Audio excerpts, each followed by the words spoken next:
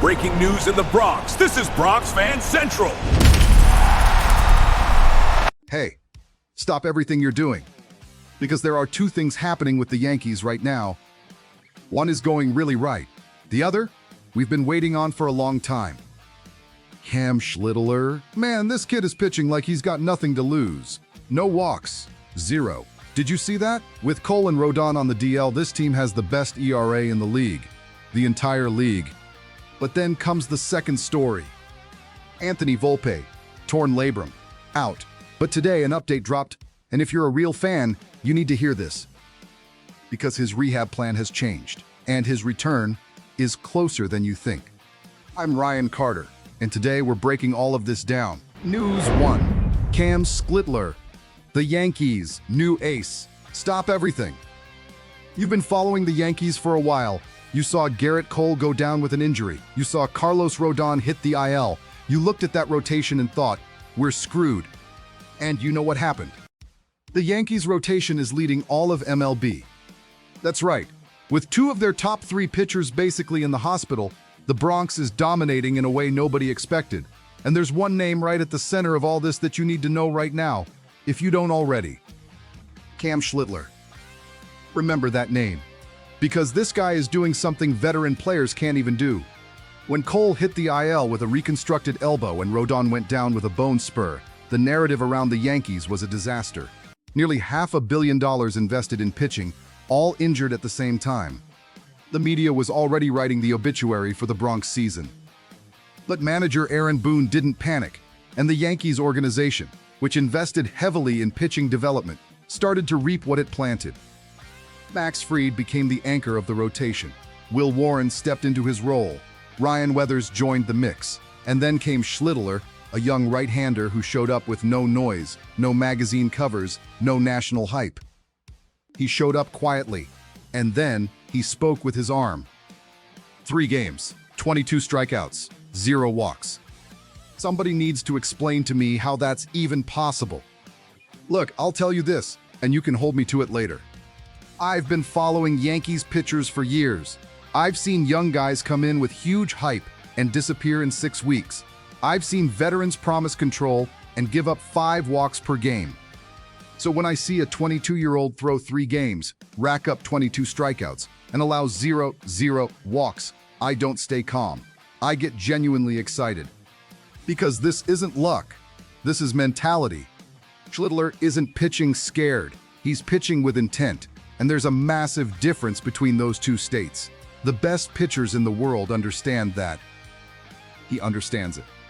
What makes Schlittler special isn't just the strikeout numbers, it's the philosophy behind every pitch. Last year, he had talent. He had velocity. The contact hitters made against him was weak. A clear sign the stuff was real. But he would get stuck in his own head. He'd get to 0 and 2 counts and try to throw the perfect pitch, and end up wasting 8 pitches in a single at-bat, trying to be too perfect. This winter, he reset his mindset. The goal became simple. Don't walk hitters. Attack the zone. Trust the 4-pitch arsenal. Let the hitter make the wrong decision. And the numbers prove it worked.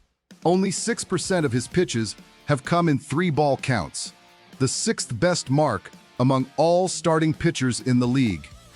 His current ERA is 1.62. In a rotation where Max Fried leads with 1.35, being second is already insane. This isn't coincidence. This is a pitcher who evolved. Now let me ask you something. When Cole comes back, and where does Schlittler fit into this equation? Do you really think the organization is going to send a guy with a 1.62 ERA and 0 walks back to the minors? Just package him up and put him on a shelf? No chance.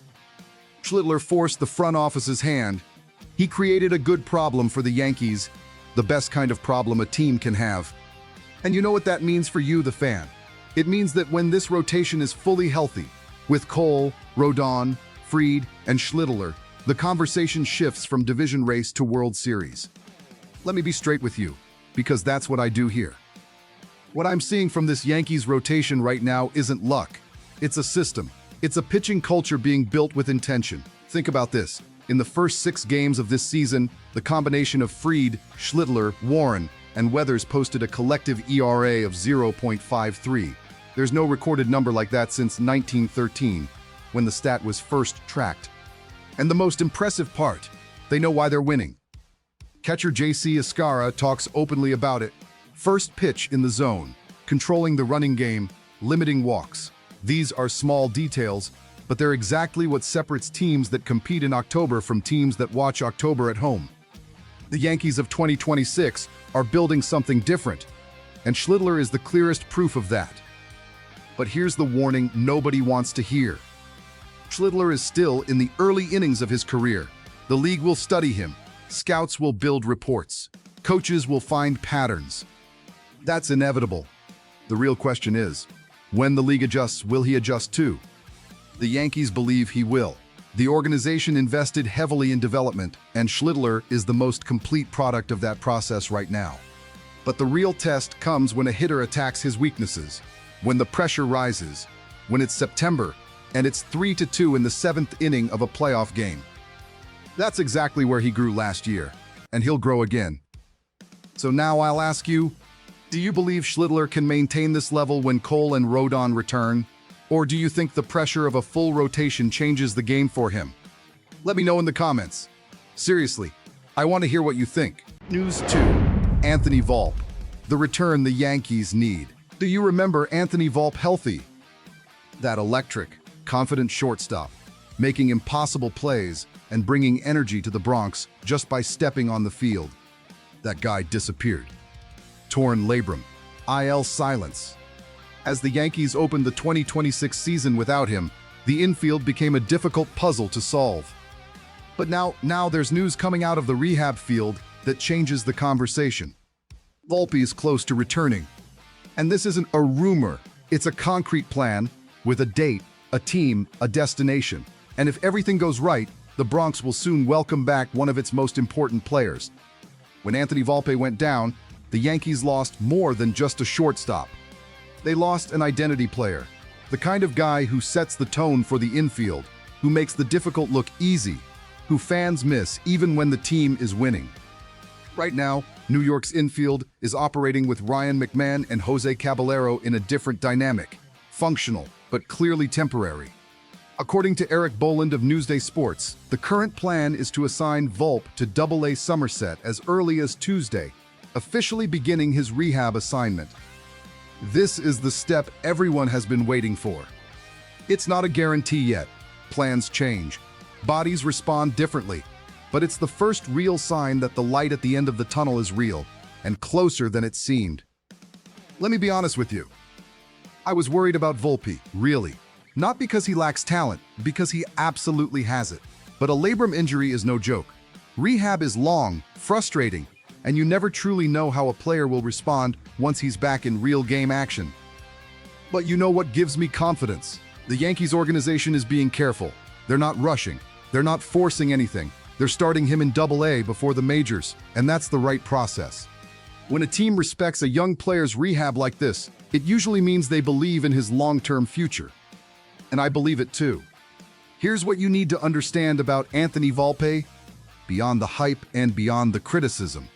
Last season, he hit .212 with a 0.663 OPS across 153 games. The offensive numbers don't jump off the page, and some people use that to argue he doesn't deserve to be the Yankees' starting shortstop. But that argument ignores what Volpe brings defensively, and the context of a young player developing under maximum pressure in New York. When healthy, he's an above-average infielder. He's got instincts. He's got arm strength. He covers ground the way you need from a shortstop in a competitive division like the AL East. The issue was never Volpe's ceiling. The issue was consistency, and the injury came right when he needed to prove he could take the next step. This Double-A rehab stint is going to reveal a lot, not just to the team, but to Volpe himself. Now let me ask you something. If Volpe comes back in May, and all signs point to that being possible, what did the Yankees do with the infield they built without him? McMahon stepped in and performed. Caballero has been producing. The system worked. But a healthy Volpe changes the equation. You don't just sideline a 23-year-old shortstop who is central to your long-term identity. That's the decision Aaron Boone is going to have to make. And there's no easy answer. What I do know is this: having more quality options is always better than having fewer. The Yankees will take that problem. Let me tell you what I think, straight up.